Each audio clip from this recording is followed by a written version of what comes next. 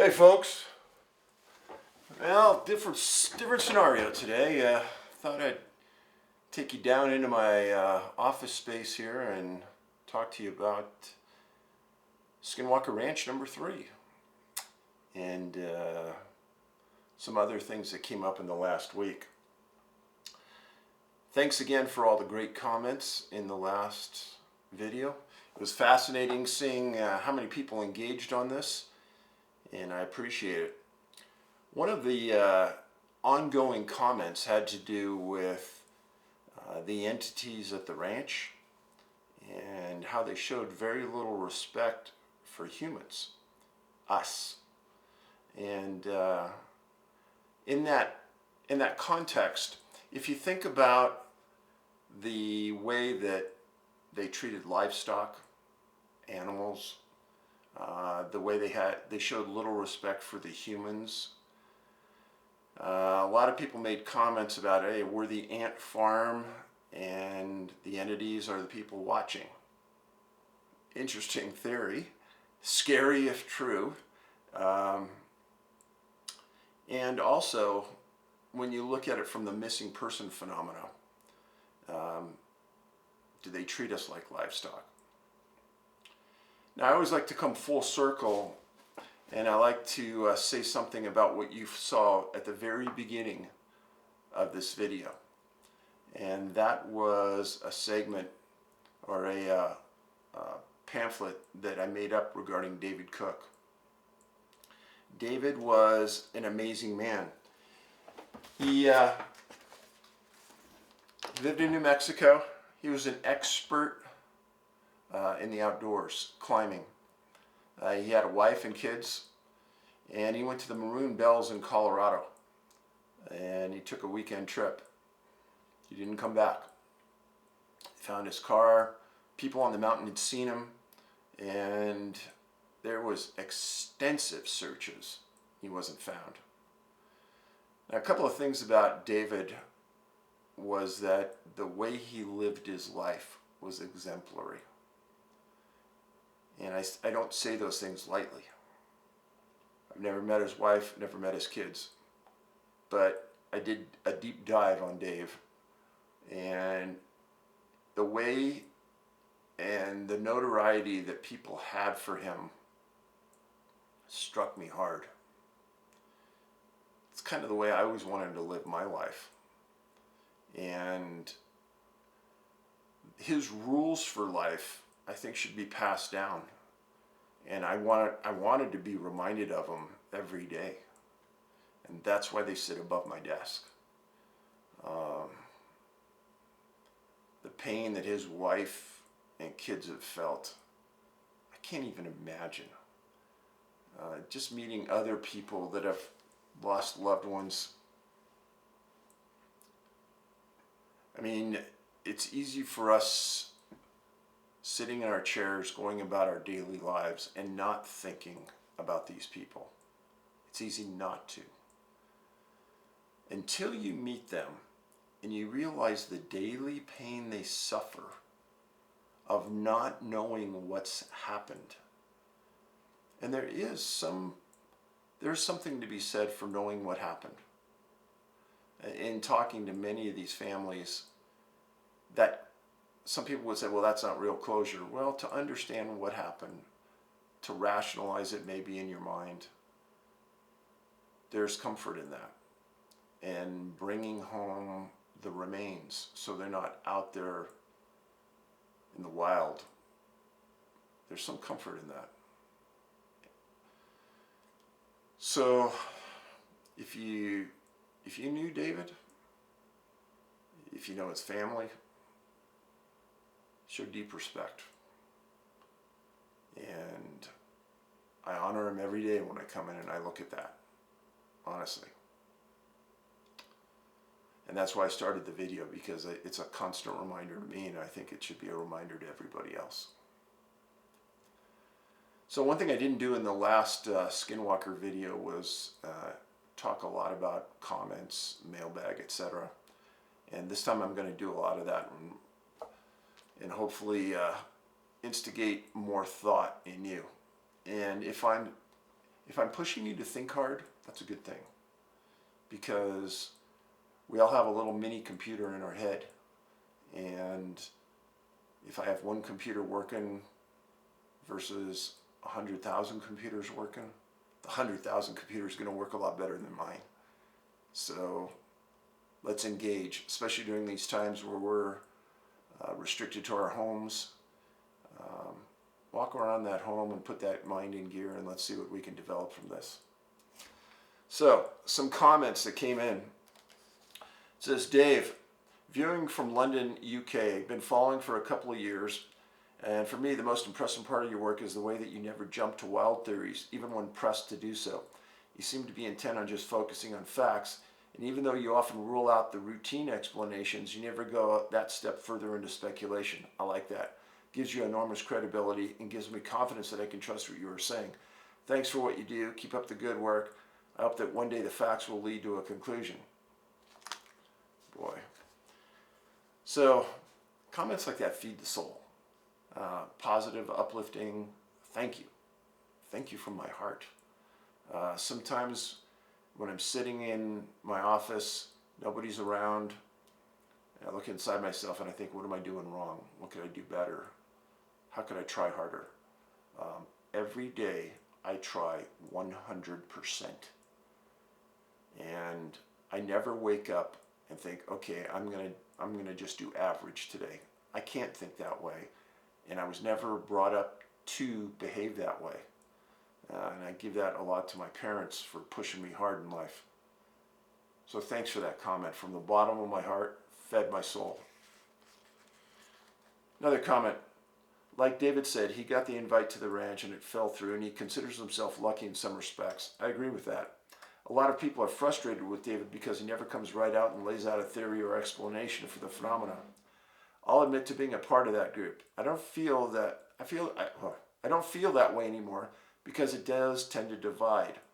Where David really shines is that he can look in a series of events, ID certain patterns, and David asks the questions. This is another area where David and John Keel are very similar. I had the pleasure of seeing David at Phoenix MUFON in January. I like how he is able to span both the UFO and Bigfoot world and some lesser cryptid camps.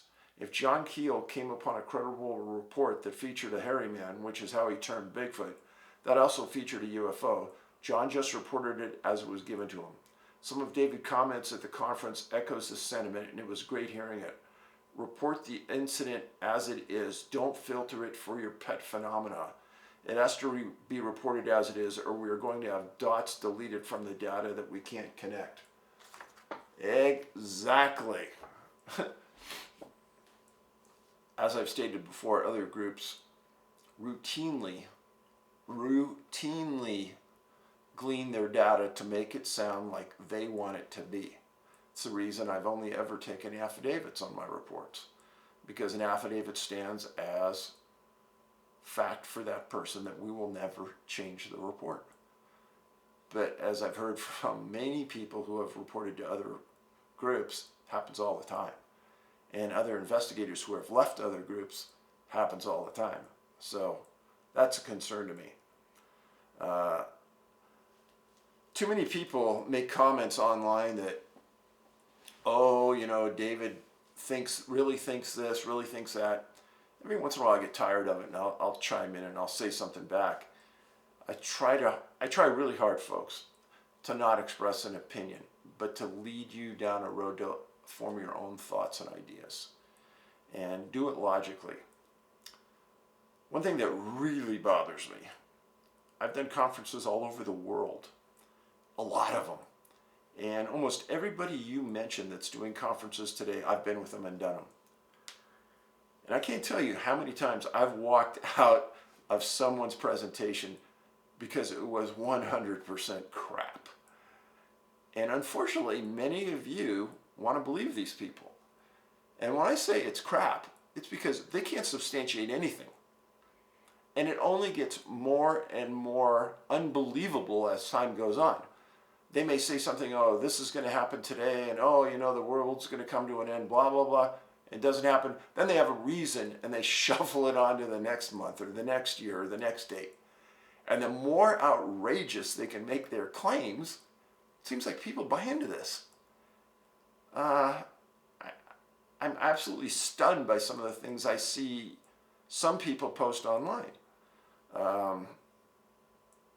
As an example, some people have stated, oh, there's 800,000 kids a year missing from the U.S. No. No.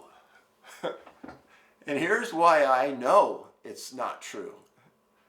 First of all, let's think about it. 360 million people in the U.S., give or take a few tens of thousands. So, 800 million, 1/3 of 1% of all the population just disappears every year?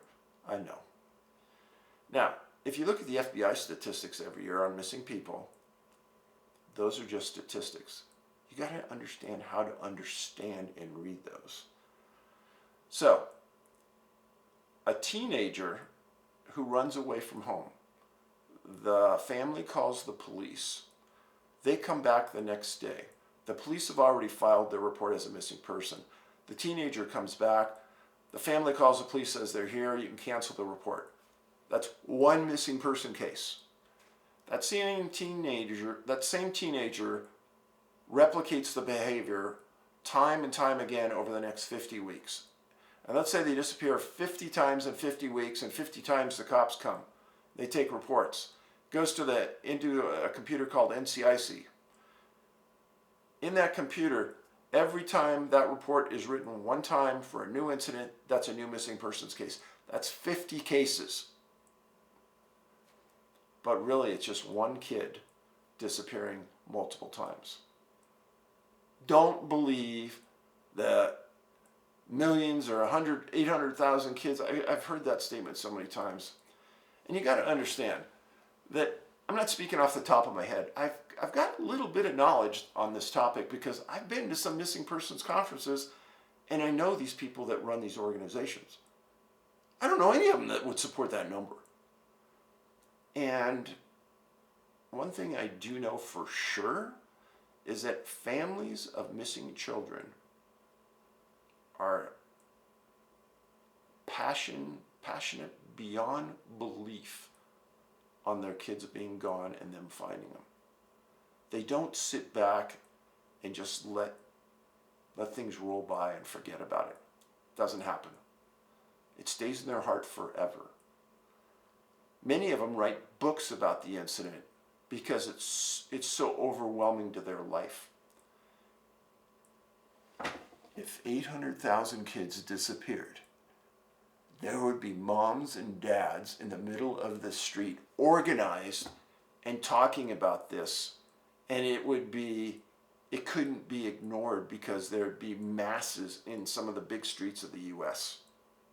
How do I, not maybe not right now because of the lockdown, but in months past. So you got to be logical about this. The disappearances we talk about in my work are a tiny fraction of all missing people that are listed in FBI reports and FBI statistics. They're a fraction of 1% of the total missing person cases. These are unknowns, no suspects, no witnesses, no leads, no nothing. Now, a standard missing person case where a juvenile runs away, no, we're not going to work it. It's not going to be included in our stats because we go through that vetting procedure. So, as I said 100 times, I'll say it 100 more. Be a critical thinker. Don't believe everything everyone says. Now, that includes me. But the difference is that anyone who's read one of my books knows that every case I present the source on where it came from. Whether it's a report, whether it's a news article, I'll tell you where to go to look at it. And these people that come up with these stats, they have no sources to point to unless they're misrepresenting the facts that the FBI are giving. And that's entirely likely. Again, folks, I have no reason to lie to you at all. I have nothing to gain. In fact, I've made my livelihood by telling you the truth. So if you can imagine, I'd be slammed publicly on every forum if what I was saying right now wasn't the truth. And there are going to be people that are going to try to slam me, but they're going to be misrepresenting facts. So, okay, another article that somebody sent me was a good one, and it's called The Kelpie. Falkirk in Scotland is home to the Kelpies, the largest equine sculpture in the world. Unveiled April 2014, this 30-meter high horsehead sculptures are situated in Helix Park near the M9 motorway and are a monument to Scotland's horse-powered industrial heritage. But what are the Kelpies? Kelpies. A Kelpie is a shape-changing aquatic spirit of Scottish legend. Its name may derive from the Scottish Gaelic words callipich or colpatch, meaning heifer, or colt. Kelpies are said to haunt rivers and streams, usually in the shape of a horse. But be aware, these are malevolent spirits. The Kelpie may appear as a tame pony beside a river. It is particularly attractive to children, but they should take care. For once on its back, its sticky magical hide will not allow them to dismount. Once trapped in this way, the Kelpie will drag the child into the river and then eat him. These water horses can also appear in human form. They may materialize as a beautiful young woman, hoping to lure young men to their deaths, or they may take upon the form of a hairy human lurking by the river, ready to jump out at unsuspecting travelers and crush them to death in a vice-like grip. When I read this, it reminded me of a story that the Native American tribes in Northern California talk about. And there is a river serpent that has been talked about for centuries that has the head of a horse, lives in the water. And interesting part to me was the Klamath River and the Trinity River in Northern California, where this was reported, flows straight into the ocean. And again, these ocean water type stories, they have my interest. So thanks for that. This next story is one heck of a email I got from a police officer in South Africa. Hold on to your hat here, because this is a good one. Hi Dave, sorry for the alias, but I'm an ex-cop with a rather large bounty on my head. Love your stuff, been following your channel for 2 years. Just watched Skinwalker Ranch 2, excellent content, thanks. My story, when I was a younger guy, I met a Swiss person who was an absolute genius. Master Swiss watchmaker and #1 emerald cutter for Tiffany's of New York, and had incredible general knowledge. Lived a plant-based diet back in the 80s. He was a man way ahead of his time, as the saying goes. Was an exponent of yoga and meditation. He told me that he once levitated, loved to hike the mountains, and was a member of the Swiss militia as a young man. One day his hiking partner couldn't make the hike, so he went alone. He remembers walking on the usual path he had done many times. All of a sudden he became frozen, best you could describe it in English, and then woke up in his bed in his house. He remembers being poked and prodded by something that he couldn't recognize. He noticed 3 burn marks on his right hand. He thought he had had a dream, but could not remember much. The burn marks were not painful at all. He was perplexed, to say the least.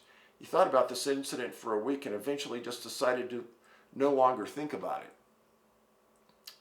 Then his thought patterns started to change. He thought he might be going insane. He then found knowledge in his brain that was not there before. And he had to explain that to himself. He told me his story many years after it happened. I asked him, so what is that knowledge? This is what he told me. He said, we are humans that are all pre-programmed. Some of us are programmed smart and others not. Some are programmed to be on the left side of the political spectrum, others on the right. He says there is no such thing as instinct in humans or animals. All living things are pre-programmed. Pretty fascinating thought. Because I know people, let's just talk politics for a second. I know people on the left or the right cannot believe that the people on that opposite end think the way they do. And they can't see it at all. So the pre-programmed part caught my attention. Onward. Obviously, this discussion was a lot more complex than I can explain here. He also said that he believes that alien life forms were real and walk amongst us. This was the 1980s, pretty much before Hollywood churned out their version of the supernatural. I pretty much just brushed it off as I had not researched that kind of stuff. But it struck with me that I looked at everything in a new light, knowing that there's so much we humans don't know. I've always been very open-minded and will pretty much entertain any story I can hear until I have evidence of the contrary. I was never a career cop, but a contact police officer. I joined up every time my latest venture would fall out and go pear-shaped, and was forced to start at the bottom. I care nothing for rank. I just love being a cop. I love this guy because when I was a police officer for 20 years, I never took a promotional exam. And people that were climbing the ranks said, "Oh, you're stupid. What are you doing? You don't get it. You know, don't be down there where you could be attacked. Come up here in the ranks where you can make decisions and formulate policy." You know, I was looked down upon because I never took the promotional test. Same as this guy.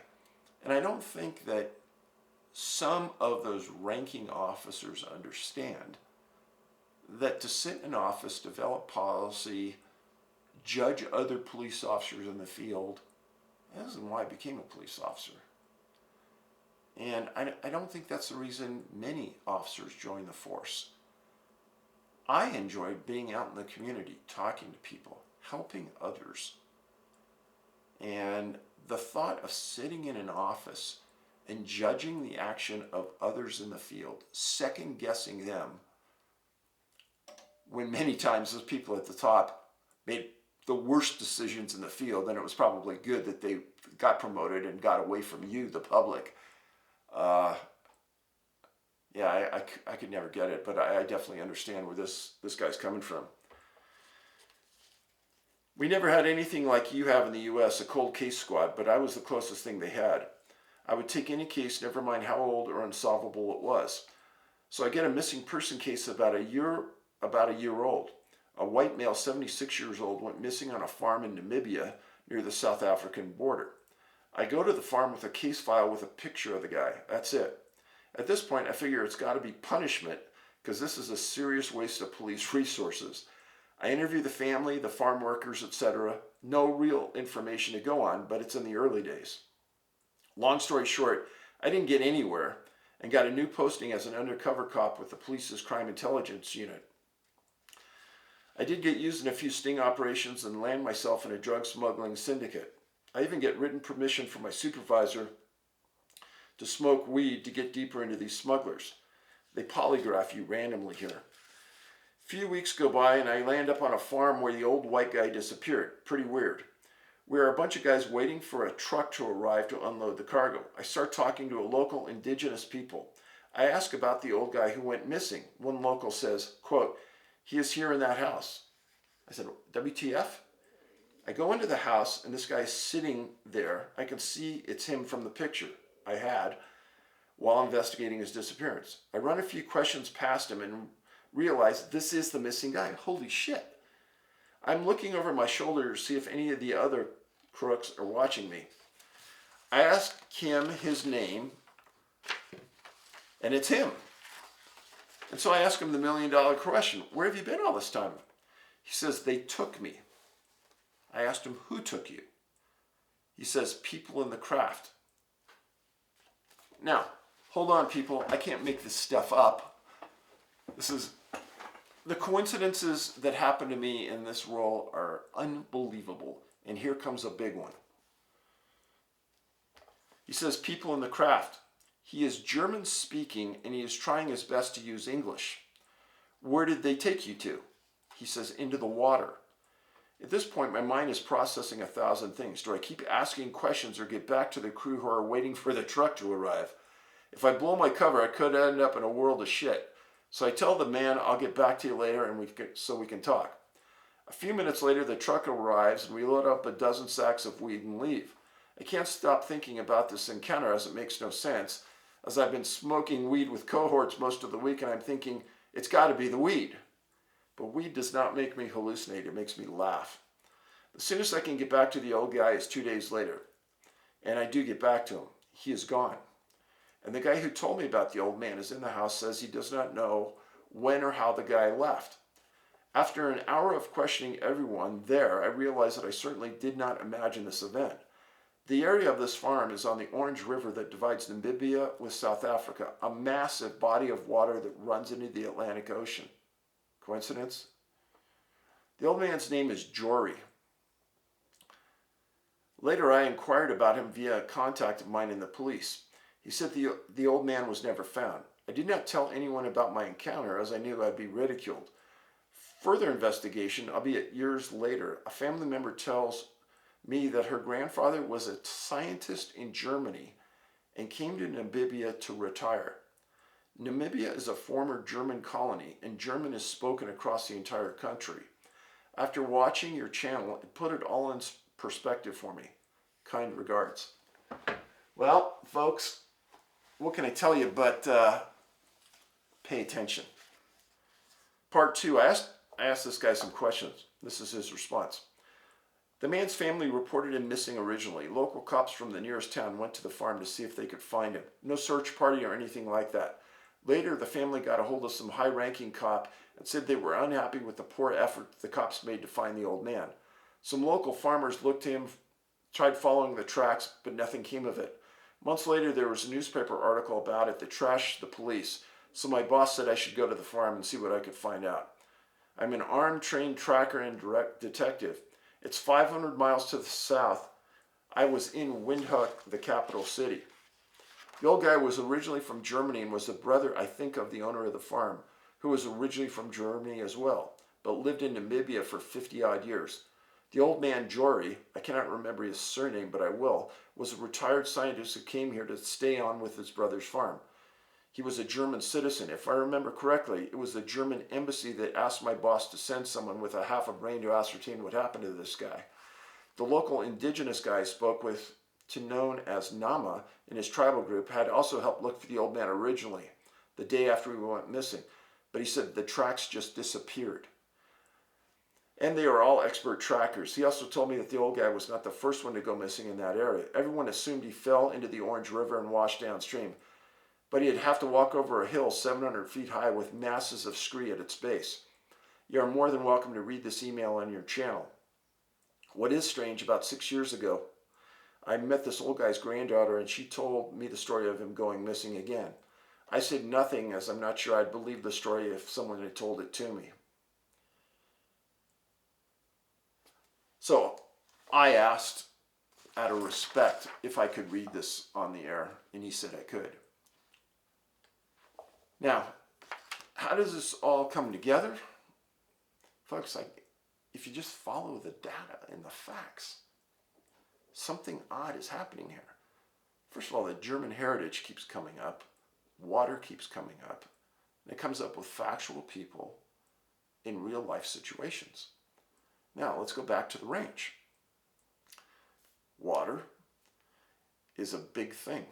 And I still say that. Granite is a big thing. And I still say that. So, a story I wrote for one of my books had to do with granite, and here it is. Readers of my books know that I've written extensively about the association of people going missing around boulders and granite, and many of the missing being found in boulder fields and areas of granite.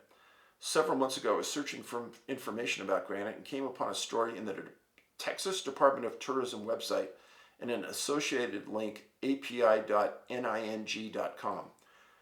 The story I found started with this quote: "Enchanted rock has long been considered sacred by the indigenous of the area. The local Comanche and Tonkawa Indians revered the rock as a holy place and entry into other worlds. They believed it to be protected by powerful, benevolent spirits of the ancestors." The biggest field of granite in the world is Yosemite National Park in the Sierra Nevada mountains of California. The largest geographical cluster of missing people in the world is that region of Yosemite National Park. The only national park that will not release any reports on missing people, Yosemite National Park. The region around Yosemite has a much higher incidence of missing people than many other areas of North America, and the majority of these people are never found. Enchanted Rock State Park is located 24 miles south of Llano, L-A-N-O, Texas, and sits on the border of that and Gillespie counties. The solid mass of pink granite rises 425 feet. It was designated a Texas Historical Landmark in 1936 and a National Landmark in 1970. The site was in private ownership until 78, and in 79, Texas purchased the location and designated it a state park in 84. During my research on Enchanted Park, I found that some websites list the dome as a natural vortex with unique type powers. The rock does have a cave that is 600 feet long with 20 openings. The rock is considered the second largest granite dome in the U.S. behind Stone Mountain outside of Atlanta.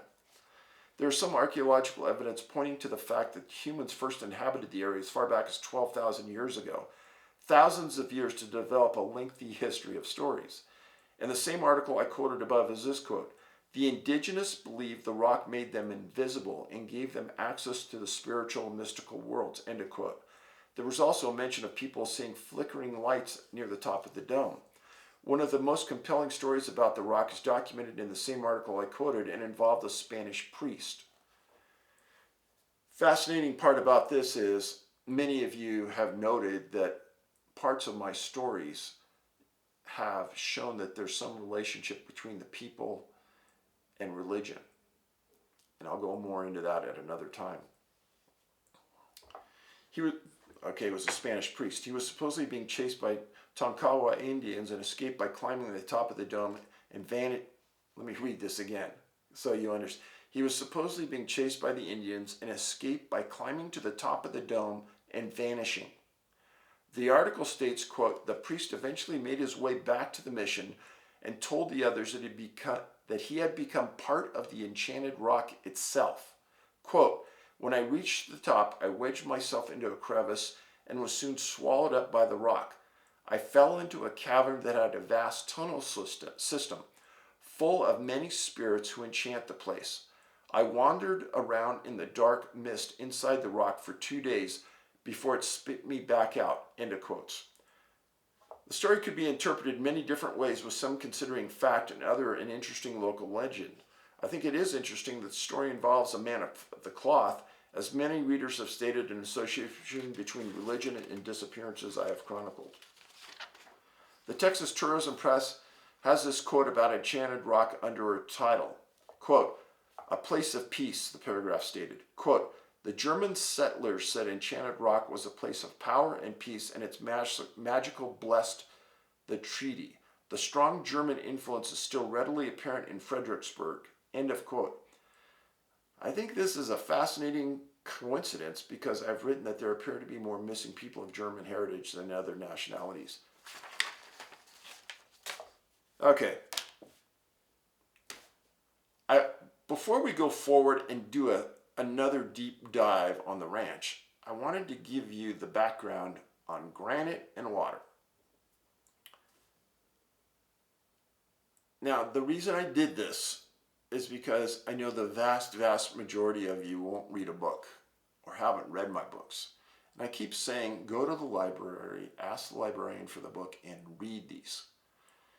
And the reason being is that it gives you the depth and the background to understand where I'm going and why I'm doing what I'm doing. I get a lot of comments, "Oh, you're too focused on that, you're too focused on this."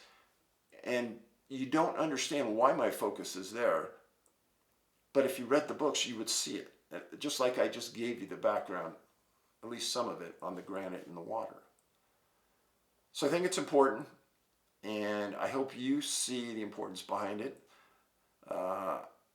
I'm trying to do these videos a little quicker together than I have been doing in the past because I want to keep this flow going. I appreciate you being a subscriber to my channel and following me. I greatly do.